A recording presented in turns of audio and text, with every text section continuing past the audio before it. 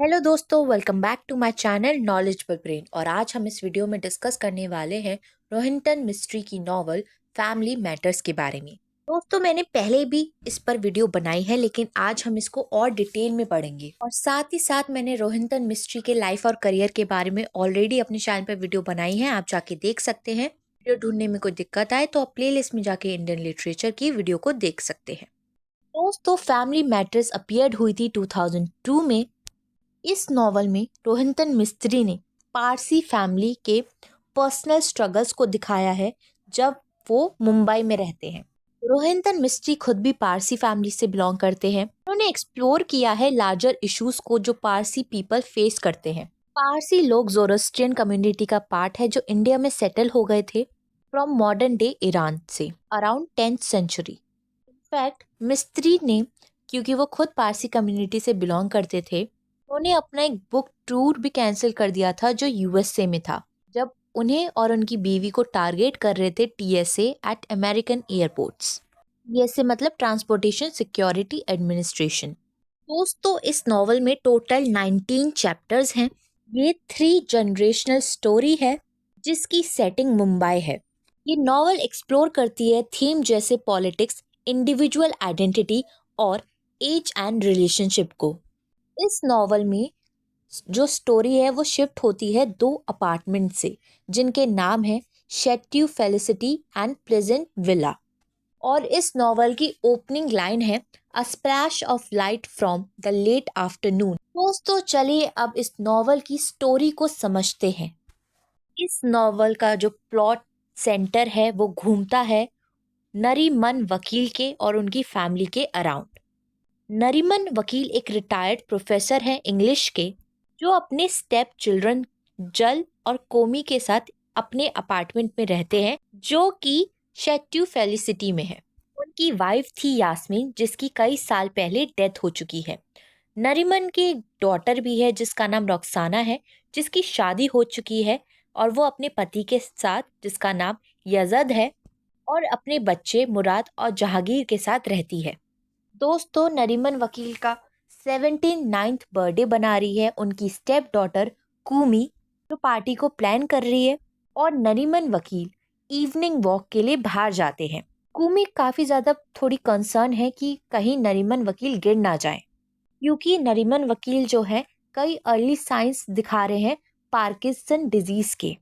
दोस्तों, Parkinson disease एक disease है जिसमें नर्वस सिस्टम डिस्टर्ब हो जाता है और हाथ पैरों की मूवमेंट जो है वो खराब होने लगती है। तो इस वजह से कूमी काफ़ी ज़्यादा परेशान है कि और डरी हुई है कि बैलेंस और कोऑर्डिनेशन ना बनने की वजह से कहीं नरीमन वकील गिर ना जाए।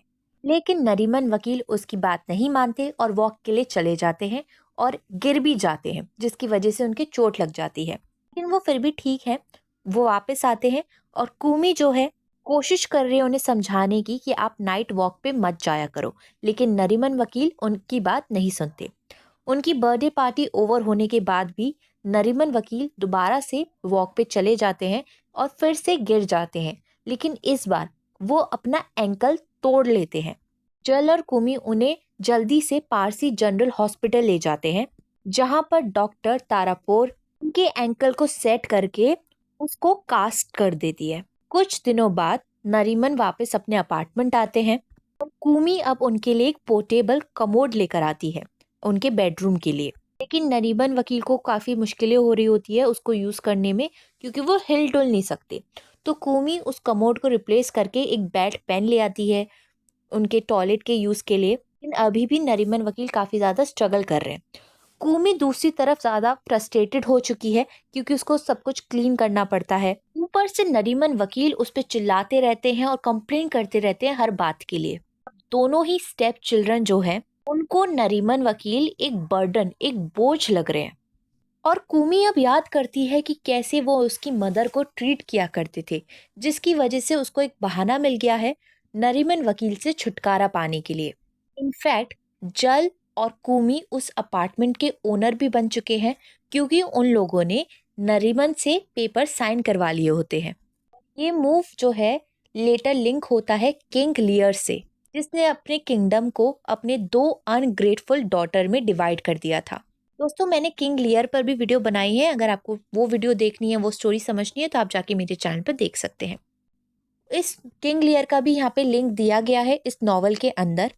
फाइनली कूमी जल को बोलती है कि हम नरीमन को रुखसाना के यहाँ ले जाते हैं, जिससे अब रुखसाना ही इनकी देखभाल करेगी। नरीमन अपना घर नहीं छोड़ना चाहते, लेकिन उसके बावजूद भी वो रुखसाना के घर जाने के लिए तैयार हो जाते हैं, अगर कूमी और जल रुखसाना की परमिशन लेंगे तो। बट कूमी और जल जो है, उन लोगों ने रुखसाना को नरीमन के टूटे हुए एंकल के बारे में नहीं बताया है, और वो लोग इंटरेस्टेड भी नहीं है उससे परमिशन लेने के लिए।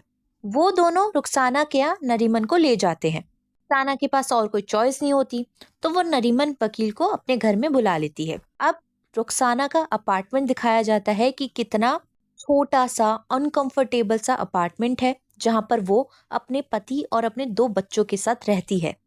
रुखसाना और उसकी फैमिली को लगता है कि नरीमन बस कुछ 3 हफ्ते तक ही यहाँ पर रुकेंगे, तो वो कुछ ज्यादा बोलते नहीं है। लेकिन इसके बावजूद भी रुखसाना का पति याजाद और उसका बड़ा बेटा मुराद इस बात से बिल्कुल भी खुश नहीं है, जबकि जो छोटा बेटा है जागीर, वो खुश है कि वो मदद करेगा नरीमन की। अब जो है, नरीमन को कुछ सपने आते हैं अपने पहले प्यार के, जो एक नॉन पारसी वुमेन थी जिसका नाम लूसी था।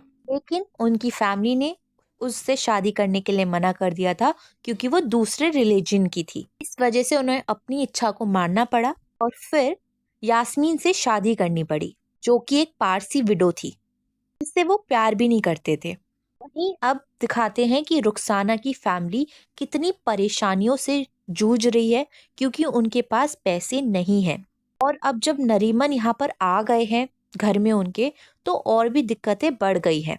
वहीं पे रुखसाना का पति याजाद एक इलीगल लॉटरी में पार्टिसिपेट करता है कुछ एक्स्ट्रा कैश पाने के लिए, लेकिन वो पैसे हार जाता है। लेकिन उसको एक उम्मीद दिखती है जब याजाद का boss mister Kapoor Bombay sporting goods emporium में याजाद को ऑफिस चलाने की ड्यूटी देता है। ये ड्यूटी, ये रिस्पॉन्सिबिलिटी ज़्यादा होती है और इसमें पैसे भी ज़्यादा मिलने वाले होते हैं उसको। लेकिन याजाद की जो बॉस है, उसकी बीवी ने डिसाइड किया है कि ये हम नहीं करेंगे, तो याजाद को वो अपॉर्चुनिटी नहीं मिलती। याजाद अब एक स्कीम प्लान करता है, जिससे वो अपने बॉस से एक बड़ा अमाउंट ठग सके। वो शिव सैनिक को एक थ्रेट रिपोर्ट करने के लिए बोलता है, जो इंडियन पॉलिटिकल पार्टी है। लेकिन ये प्लान ना उल्टा हो जाता है, याजाद का बॉस मारा जाता है, जिस वजह से जो उसकी बीवी होती है वो एम्पोरियम को ही बंद कर देती है, और अब याजाद के पास नौकरी ही नहीं है। वहीं दूसरी तरफ जब रुखसाना अपनी बहन कूमी को ये सारी बातें बताती है, तो कूमी क्या करती है, क्योंकि वो चाहती नहीं है कि नरीमन वापस इस अपार्टमेंट में आए, तो वो उस प्लेस को सैबोटॉज करने की कोशिश करती है, जिसकी वजह से कोई भी यहाँ पर रह ना सके। सैबोटॉज मतलब कि डिस्ट्रॉय, डैमेज करने की कोशिश करती है। वो प्लास्टर निकाल देती है, मतलब कि सब तोड़ फोड़ कर देती है, और ऐसी स्टोरी बनाती है कि एक फ्लड की वजह से सब कुछ डैमेज हो गया है। और कूमी इन सब के लिए मदद लेती है अपने नेबर से। वो सीलिंग सही कर रहे होते हैं, और तभी कूमी की स्कीम उस पर ही उल्टी पड़ जाती है, जब वो सीलिंग बड़ा सा हिस्सा कूमी और उसके नेबर पर गिर जाता है और दोनों की मौत हो जाती है। जब कूमी की डेथ हो जाती है, तो जल एक गिल्ट में आ जाता है, और वो रुखसाना और उसकी फैमिली को अपने अपार्टमेंट में मूव इन करने के लिए बोलता है, और एट लास्ट नरीमन वापस अपने घर आ जाता है। अब स्टोरी दिखाई जाती है 5 साल बाद। नरीमन अभी भी बेड पर है।